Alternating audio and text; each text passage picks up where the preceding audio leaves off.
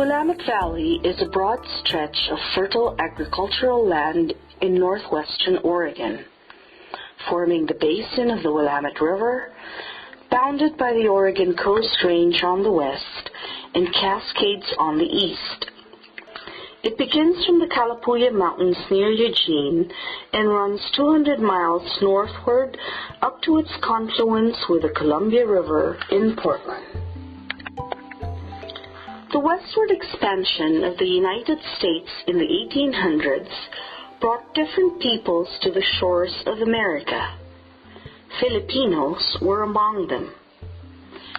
Having sailed the vast Pacific Ocean, they landed in the populated regions of Hawaii and the West Coast in what is considered the first wave of Filipino migration to the United States.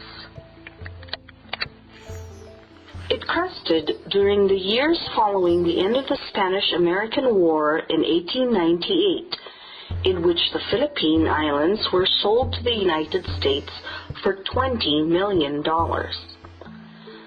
Filipinos instantly became American nationals. They could come to America without passports or visas. Thousands of Filipinos sailed to America between 1898 and July 4, 1946, the year the U.S. ended its Commonwealth in the Philippines, granting its independence. Beginning in 1903, the American territorial government started sponsoring Filipinos to study in the USA. They were mostly male, from well-connected families and adventurous. They started enrolling at the Oregon Agricultural College in Corvallis and the Oregon College of Literature, Science, the Arts and Humanities in Eugene, among other schools. At the same time, Filipinos worked in agriculture. At the heart of the Willamette Valley lie the places that pioneers called home. The flat terrain invited widespread agriculture, and many Filipinos already in Hawaii came to the West Coast to find better working and living conditions. They belonged to a farm crew being shuttled from one camp to another, and ended up working in the cherry orchards and hops farms of Salem and surrounding towns in the valley.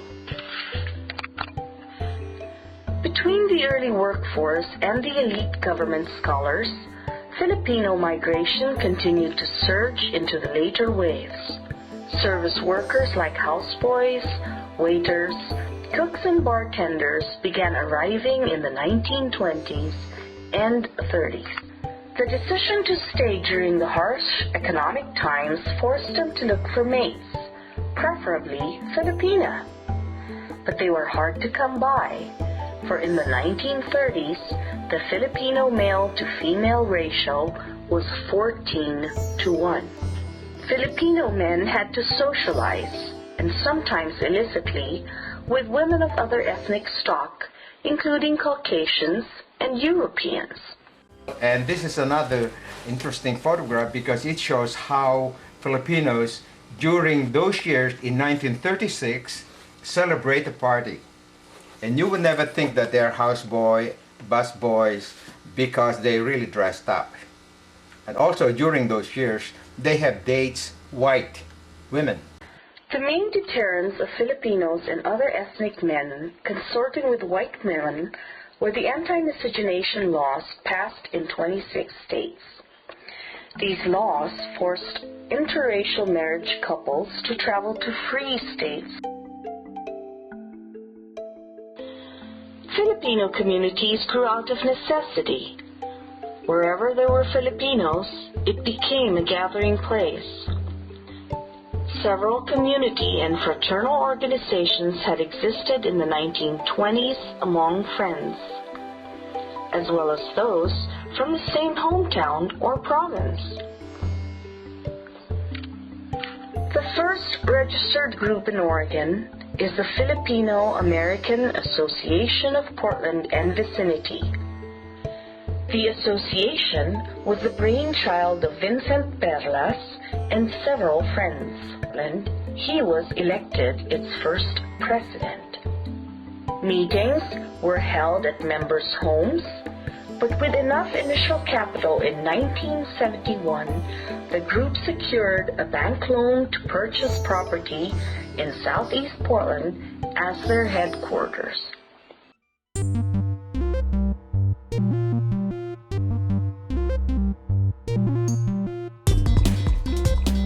By the 1960s, the Filipino population was beginning to boom, reflective of the nationwide influx brought about by the new immigration law passed in 1965. What FANHS considers the current fourth wave of Filipino migration begins from 1965. This time, a new class of immigrants came. Educated and highly desired professionals, especially doctors, nurses, engineers, created a boom of immigrants to America on the one hand, and a problematic brain drain for the country of origin on the other. 1965 was a key, like a landmark point in time, because the Immigration and Nationality Act of 1965 was passed at the federal level, which opened the gates to allow more Filipinos, I believe it was about 20,000 a year, to come into this country with basically relaxed guidelines. They started coming, all professionals, doctors, nurses, accountants, engineers, lawyers. They were in a different preference category from family-based immigrants. Everyone already in America had a family to petition. Other entry categories were available as well. Political asylum seekers, business investors, students, fiancés, and of course, tourists. 50 years later, the Philam Center, as the building is now called, still serves the community. The growth in numbers of Filipino community members necessitated those residing in outlying areas to form their own groups. Through the years, both the association and the building have been host and witness to countless stories, activities, as well as personal and public milestones of Filipinos in Oregon and the Willamette Valley.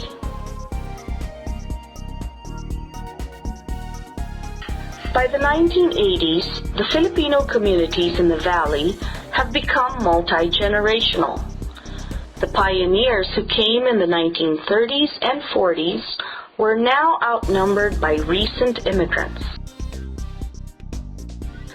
The era of goal-specific organizations began in 1986 when the Filipino American National Historical Society, or FANHS, pitched the creation of an Oregon chapter.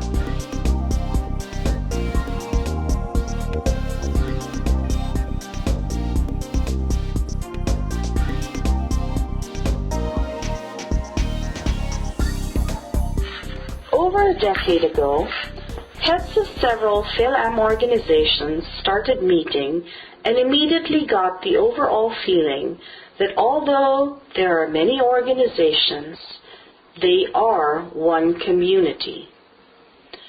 Such a community coming together is the story of CFAA, Council of Filipino American Associations, broad enough to encompass the state of Oregon and southwestern Washington. What began in 1997 as an attempt to honor Philippine President Corazon Aquino snowballed into a coordinating body of community leaders with the various associations on board as affiliates. The group then decided to still go ahead with a another umbrella organization of all the different Phil-Am groups. After years of work by a preparatory committee, an umbrella organization was established at a convention in December 1999 in Salem. It registered with the state of Oregon as the Council of Filipino American Associations, or CFAA. In the ensuing years, quarterly meetings were hosted by the affiliates, often becoming venues for networking among members of the community. At one point, there were as many as 25 affiliated organizations.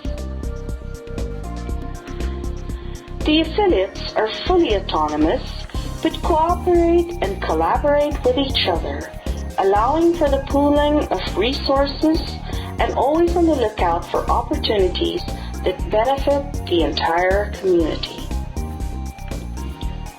Today, the CFAA encompasses the Willamette Valley and beyond.